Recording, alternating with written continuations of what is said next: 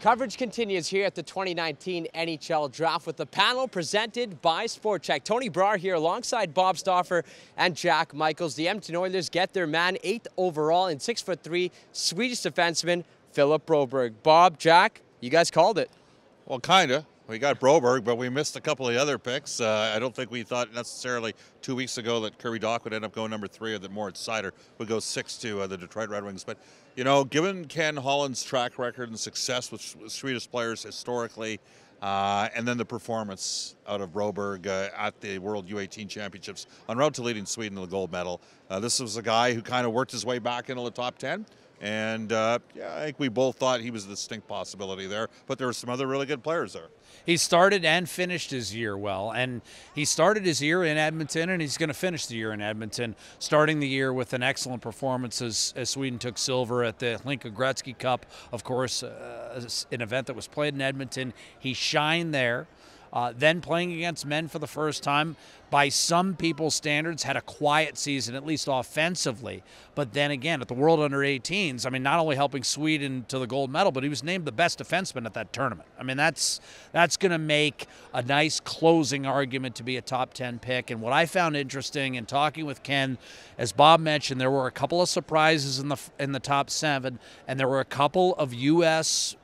development program forwards that were sitting there that he could have taken, and he never hesitated. So obviously he was the guy at 8 all along the Oilers planned to take. Now, how much does Broberg affect the pipeline coming up in the Oilers farm system? Because now is defense really the strength here down the pipeline, Bob? Well, yeah, it is a strength, but it's best available player. And I get the argument out there that people say, well, they should have drafted a forward.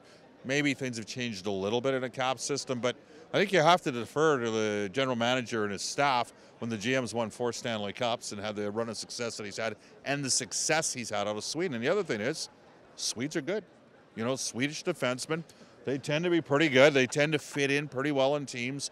And so in terms of the pipeline, Ken Holland informed us in the availability today, potentially with Hamilton, with Steve Staios in terms of his junior rights. So we'll see there, but he's not going to be in Bakersfield to start. He's going to be playing Major Junior. Yeah, he said Bakersfield wasn't an option. Hamilton was. The one thing Bob said, Swedes are good. I'll simplify it even further. You can never have too many defensemen.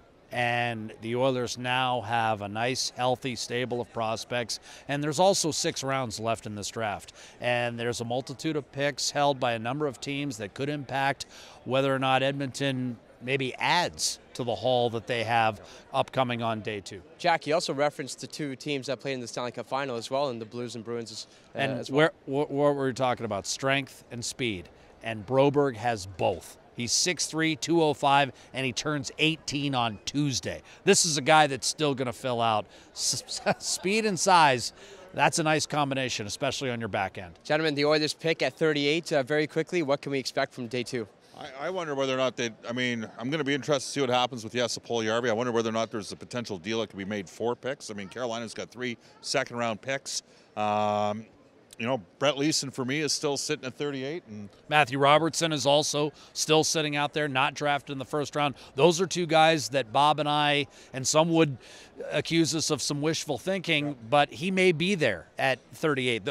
Both of them might be there at 38. The other thing I think we'll see in day 2, Bob, and correct me if I'm wrong in this assessment, I think in round 4 or 5, the Oilers will take a goaltender, get another guy in their system between the pipes. Totally agree. Well, I guess there's only one way to find out. It'll all unfold day 2 here in Vancouver at Rogers Arena.